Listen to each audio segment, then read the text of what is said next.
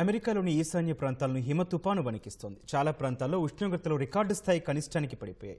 New Hampshire, mount వాషింగ్టన్లో ఉష్ణోగ్రత -79°C నమోదైంది. టెక్సాస్లో విద్యుత్ లేక ప్రజలు తీవ్ర ఇబ్బందులు పడుతున్నారు. ఎప్పుడు విద్యుత్ వస్తుందో చెప్పలేని స్థితిలో అధికారులు ఉన్నారని అంతర్జాతీయ వార్తా కథనాలు పేర్కొన్నాయి.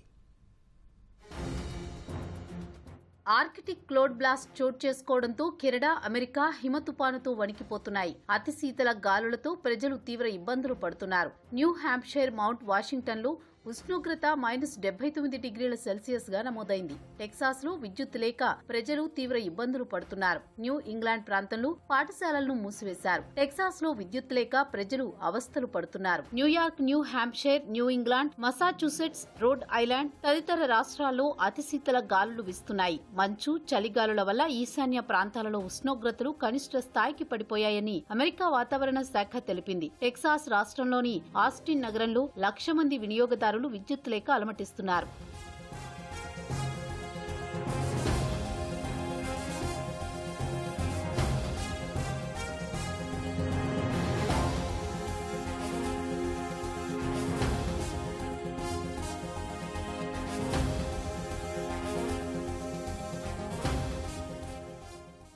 న్యూ ఇంగ్లాండ్లో ఉష్ణోగ్రతలు -45°C పడిపోయినట్లు అధికారులు తెలిపారు. చలిగాలులు గంటకు 80 కిలోమీటర్ల వేగంతో వీస్తుండటంతో విద్యుత్ సరఫరాకు అంతరాయం ఏర్పడింది. బోస్టన్లో ఆదివారం వరకు అత్యవసర పరిస్థితిని ప్రకటించారు. అత్యవసరమైతేనే ప్రయాణాలు చేయాలని ఆస్టిన్ రవాణా శాఖ ప్రజలను హెచ్చరించింది. అధికారులు ముందస్తు ఏర్పాట్లు చేయడంలో విఫలమయ్యారని ఆస్టిన్ నగరవాసి ఎడ్వర్డ్ అన్నారు. 3 రోజులుగా విద్యుత్ లేకపోవడంతో జనరేటర్ వాడుతున్నట్లు తెలిపాడు. విద్యుత్ లేక హీటర్లు పనిచేయకపోవడంతో ఇబ్బందులు పడుతున్నట్లు వాపోయాడు. విద్యుత్ పునరుద్ధరించడంలో జరుగుతున్న జాప్యంపై టెక్సాస్ మేయర్ ప్రజలకు క్షమాపణలు చెప్పారు.